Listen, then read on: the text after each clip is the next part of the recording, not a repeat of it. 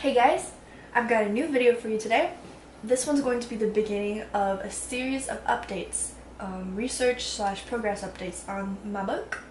It's just kind of a way to keep track of, how far I've come, and also for you guys to see what sort of work goes into making a book like this. And plus, I think it's just fun to see how everything comes together. So, keep your eyes peeled for updates like this in the future. This one's the first one, so it's going to be a little bit different. This one's going to be more of a brief overview of all the research I've done in the past 2 years. Wow, it's been 2 years since all of this started. And let's get started.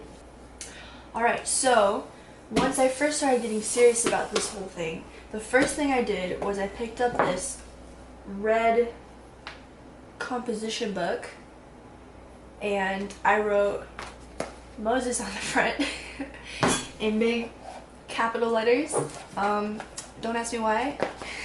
I think actually it was because I've personally kept a journal since I was 6 years old, 7 years old, and so I think for me it was all about starting where I was comfortable and starting with what I knew.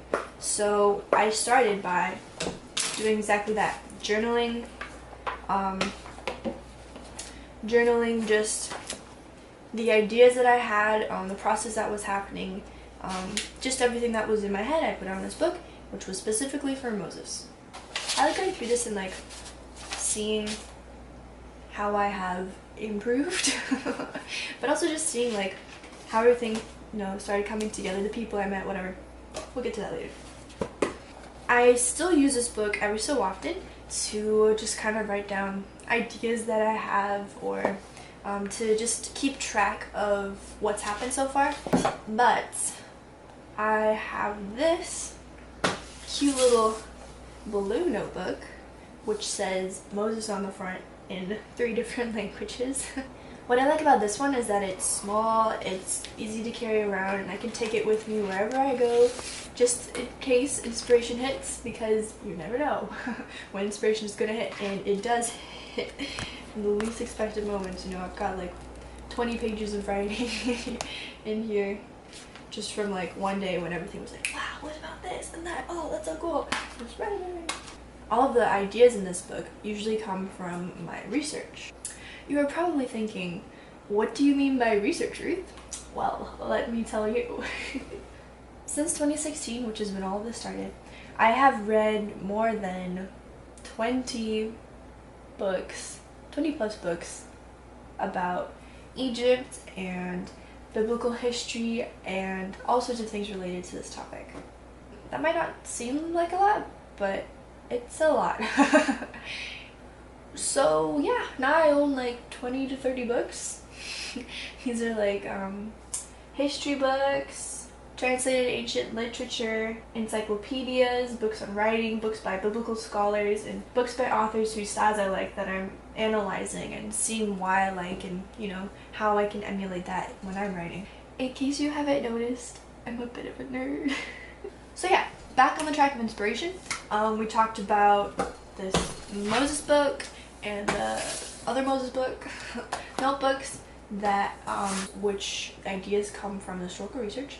So you may be wondering, well, where do I get my ideas on how to research? How do I know what to research or where to look for it?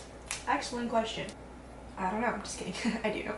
So while I do a lot of my research independently, there are several other things that are helping guide me along this journey. The first thing that kind of started this whole process of progress was a research class I took my senior year of high school. It was a 400 level historical research class, my first college class, and I was scared out of my wits to take it, but I was fine. Actually, I really appreciate that class because it was that class that really got me interested in research and taught me that, I love doing this. I love finding questions and then looking for the answers and finding more questions and just going down these research trails, and it's just so much fun, Anyways, I survived that class, decided college wasn't that hard, and declared my major as English and religion to the chagrin of my history professor. And now I'm taking classes that will help me with my research, with the eventual goal being for me to graduate with my honors thesis on Moses and then eventually publish my book in 2023. One of these classes is Hebrew, which I'm taking this semester, and I took last semester too. It's not easy. It's a hard class, but it's definitely worth it because it's so amazing just to be able to read the text in the original language. Just being able to read the Hebrew and make your own translation, you really can't beat that. Especially since so much of the nuance can be lost in translation. When you're reading the Hebrew, you find all these little gems here and there and you're just like, wow, that's so cool. But I'm sure you're going to hear a lot about that in the future, so I'll leave it at that for now.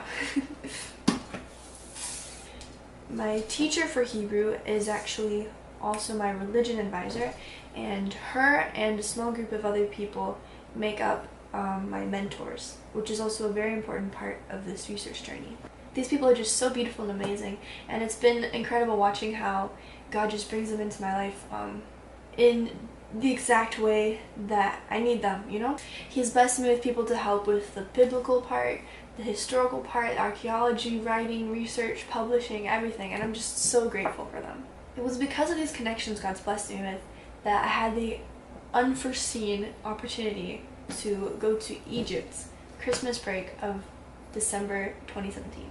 I think I've said a little bit about this before, and I don't want to talk too much about it because later I'm going to make a series of videos dedicated just to that experience because it deserves that. But long story short, basically my religion professors at the university worked it out so that I could go with a group of professors to help film a documentary on the Exodus in Egypt, on the route of the Exodus. On Moses, guys! Like, what are the odds? It was so amazing. But I'll tell you all about that later, so stay tuned. The reason why Egypt is important to this video, the Research Chronicle, is that when I was there, I was able to do a lot of primary research. Primary research is super important for historical novels and books like this because this is where you get all of the information that allows your reader to actually go into the world and experience it through the eyes and all of the other senses of their character. So when I was in Egypt, I was taking notes on what things smelled like, what it looked like, the feeling of the hot sun on your back, the cool stone floor of the temple on your bare feet, what's the smell of the salt sea by the coast, what are the colors of an Egyptian sunset, what is the taste and consistency of a fresh, juicy date. What does it sound like on Mount Sinai under the stars? These are all the details that bring the book to life, that make you feel like you're not just reading but living through the experience. It was priceless. Last but not least, actually very important to the writing process, is Scrivener. I'm going to make a video going into that a little bit later, so for now I'll keep it short. Basically, Scrivener is a writing assistant computer software program. It's basically a really great place to keep all the information that you need as you're crafting your story. As of now, I have a total of about 37,000 words. That's a lot of words. I didn't realize that I'd written that many words. Of course, you have to understand that this isn't manuscript words we're talking about. This is actually 0% polished words, but it's not bad. So just briefly, I'm going to show you here what I have in Scrivener. Okay, over here in Scrivener you can see we have the characters, and all of these characters are a result of my 2 years of research. We also have the plotting so far. Again, heavily based on the biblical chronology, as well as research into the Egyptian history, you know, what was going on around that time. I'm going to make a video eventually on why I placed my characters in this specific time period, and all the research behind that, if that's something you guys want to see. You can see here on the side the scenes that I'm writing in them. A lot of this is made up of scene sketches, which can be brief ideas, tentative conversations, or elaborate bursts of inspiration, which of course comes from the notebook that I told you about. So yeah, that brings us back to where we began. As you can see, it's a very involved process with lots of time spent researching, writing, learning, rewriting. But you know what? It's so great to see how far it's come in only 2-ish years. So yeah, that's all I have for today. Stay tuned with this specific series if you want to keep seeing updates on how far the book's come. Maybe like once every couple months or so, I'll post a new video with the progress so you can see how things are happening. Stay tuned for more research progress updates in the future because it only gets better from here. And I'll see you in the next video. Bye!